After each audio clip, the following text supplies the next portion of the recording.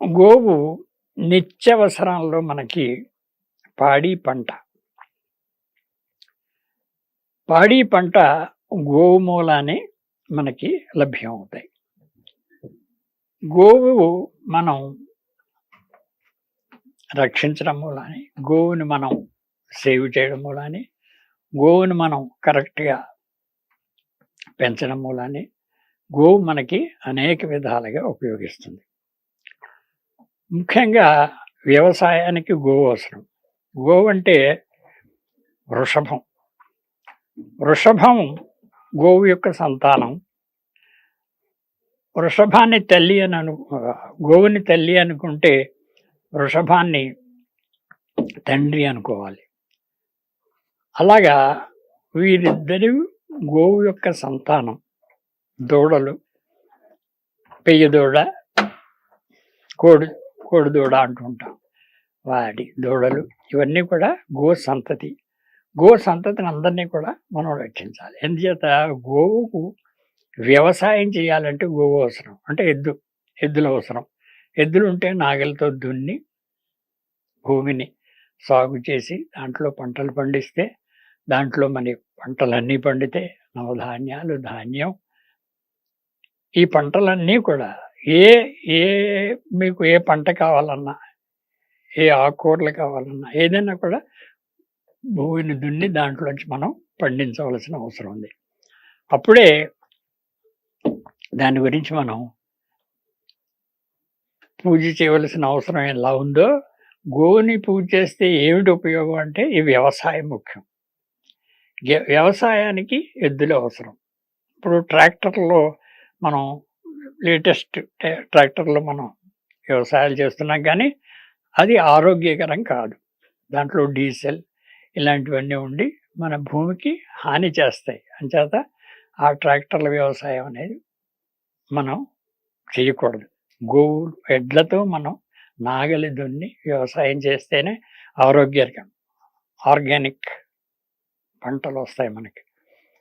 ఈ వ్యవసాయం తర్వాత ఈ వ్యవసాయం మూలాన్ని పాడి పంట మనకి ఒక రైతుకి తన ఇంట్లో పెంచుతున్నాడంటే గోవు, వాడికి పాడి పంటలు అంటే వ్యవసాయం ద్వారా ఎద్దుల ద్వారా పంటలు దొరుకుతాయి. పాడి పాలు దొరుకుతాయి. పాలు, పెరుగు, వెన్న, నెయ్యి ముఖ్యంగా ఇవి మనకి ఆహార పదార్థాలు. ఋషులకి ఇవే ఆహారం. అంచేత ఒక్కొక్క ఋషి దగ్గర ఒక్కొక్క జాతి గోవు ఉండేది. వాళ్ళు దాని పాలు, పెరుగు, వెన్న తినడమే వాళ్ళకి ఆహారం. వేరే ఏం తినరు వాళ్ళు. అడవిలో దొరికే పళ్ళు, ఫలాలు తప్ప. అంటే మనకి వేరే ఆహారం, అన్నం వండుకోవడం, తినడం ఉండదు ఋషులకి. సో గోవును ఆధారపడేది ఈ ఋషులు కూడా గోవు మీదే ఆధారపడతారు. అలాగే మనుషులు, ఋషులే కాదు, దేవతలు కూడా గోవు మీద ఆధారపడతారు. కారణం ఏంటంటే దేవతలకు కూడా హవిస్సు అని మనం అగ్నిహోత్రంలో వేస్తాం. ఆవు నెయ్యి, గోమయంతో చేసిన పిడకలతో అగ్నిహోత్రం వేస్తాం. ఈ పదార్థాలన్నీ గోవుకి సంబంధించినవే మనం వాడాలి. అంటే పాలు అని అంటే ముఖ్యంగా గోవు యొక్క క్షీరం, గోక్షీరం అనే ఆవు ఇచ్చే పాలనే అర్థం. మిగిలిన జంతువులు ఇచ్చే పాలు కాదు. పైగా దీన్ని అమృతం అని కూడా అన్నారు. స్వర్గంలో అమృతం ఎలా ఉంటుందో మన భూలోకంలో ఆవు పాలే అమృతం. సో ఈ హవిస్సుని, పాలు, పెరుగు, నెయ్యి, వెన్న, నెయ్యి ఇవన్నీ కూడా మనం అగ్నిహోత్రంలో వేస్తే అగ్నిహోత్రుడు వాళ్ళకి, దేవతలకి ఆహారంగా అందిస్తాడు. అంచేత దేవతలు కూడా, అందుకే ముక్కోటి దేవతలు కూడా గోవు మీద ఆధారపడి ఉన్నారు. వాళ్ళకి ఆహారం కావాలంటే గోవు కావాలి. వాళ్ళు ఇంకో పాలు, ఇంకో పెరుగు పెడితే తినరు వాళ్ళు. గోఘృతం చేత ఈ అగ్నిహోత్రంలో వేయడానికి ఆవు నెయ్యే కావాలి. వేరే ఏది వాడకూడదు కూడా.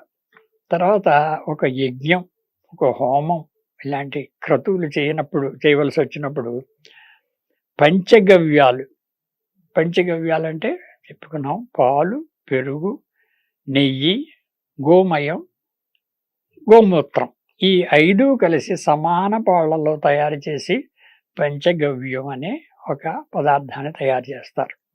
ఈ పంచగవ్యాల ప్రాసన, పంచగవ్యాలు మనం తీసుకుందే యజ్ఞానికి అర్హత లేదు మనకి. సో, యజ్ఞం చేసే ప్రతి వాళ్ళు, ఋత్విక్కులు, యజమాని ఈ పంచగవ్య ప్రాసన చేసి యజ్ఞం మొదలుపెట్టాలి. లేకపోతే అది యజ్ఞం కాదు, దానికి ఫలితం ఉండదు. ఈ యజ్ఞాల మూలాన్ని, వీటి మూలాన్ని ఏమిటి మనకి లాభం? దీంట్లోంచి మనం నెయ్యి వేస్తే, ఆవు పిడకలతో అగ్నిహోత్రం వేస్తే దాంట్లోంచి వచ్చే పొగ పైకెళ్ళి మనకి మేఘాలుగా వర్షంగా పడుతుంది. ఆ వర్షం మళ్ళీ మనకి వ్యవసాయానికి ఉపయోగిస్తుంది. సో, ఈ సైకిల్, దీన్ని మనమంతా కూడా క్షుణ్ణంగా తెలుసుకున్నట్లయితే గోవు ఉపయోగాలు ఏమిటి అనేది ప్రతి వాళ్ళకి తెలుస్తుంది. అది తెలిసినా తెలియకపోయినా ఇది ఒక శాస్త్రం, ఇది ఒక వేద విధి, ఇది వేదంలో చెప్పింది కాబట్టి మనం ప్రతి వాళ్ళు తూచా తప్పకుండా దీన్ని మనం ఆచరించాలి. ఇలా గోవుని గురించి విషయాలు తెలుసుకుని యజ్ఞహోత్రాలు, హోమాలు చేయడం, ఈ వ్యవసాయం చేయడం, వ్యవసాయానికి మళ్ళీ ఈ ఎద్దులను ఉపయోగించుకోవడం, ఆ తర్వాత ఆ పండిన పంటలు ఇంటికి తీసుకురావాలంటే బరువులు మోసే ఎడ్లు కావాలి, ఎడ్ల బండ్లు కావాలి. ఆ బండ్లలో మనకి ఆహారం ఇంటికి తీసుకొస్తాం. అంటే పూర్వం ఒక గోవు ఉంటే అది ఒక ధనం, గోధనం అనేవారు. ఎన్ని గోవులు ఉన్నాయి వీళ్ళింట్లో, వీళ్ళకి ఎంత ఐశ్వర్యం ఉండాలంటే గోవు ఉండాలి. అసలు గోవు లేని ఇల్లు ఇల్లే కాదు, అదొక శ్మశానం అన్నమాట.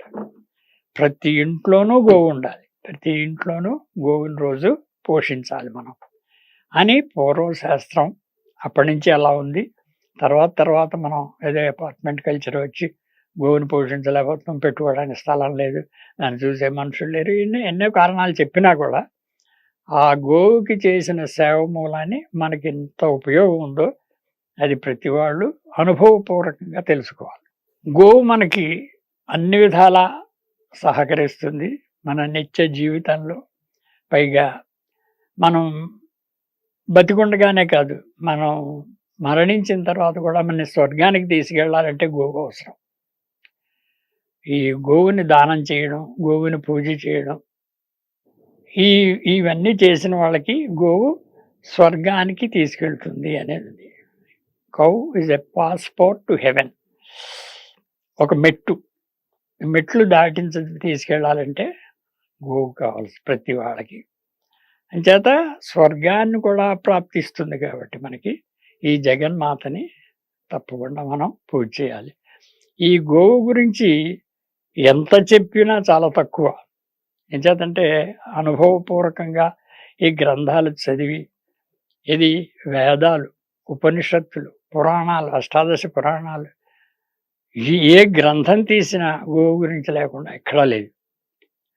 మనకు తెలిసిన ఒకటే, ఆవు పాలిస్తుంది అంటే అంతవరకునే. మనం గోవుని ఎలా పోషించాలి? ఇప్పుడు మీకు అపార్ట్మెంట్, గోవుని పెట్టుకోవడానికి చోటు లేదు,